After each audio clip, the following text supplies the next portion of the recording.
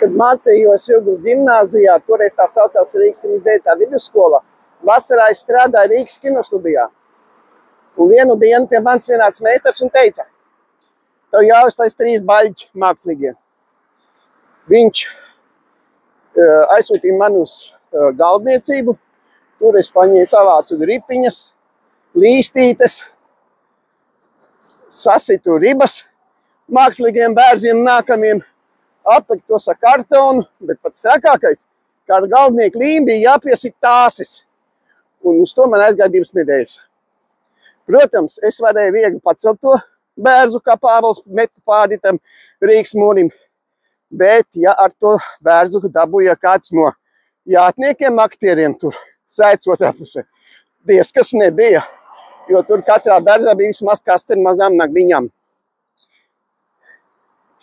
Sveicu visus svētkos, lai miers būtu mūsu mājās, lai mēs vienmēr būtu iesaistīti Rīgas sargāšanā, un tāpēc dodamies uz pašvaldības vēlēšanām, balsojam par progresīviem, un viss būs labi.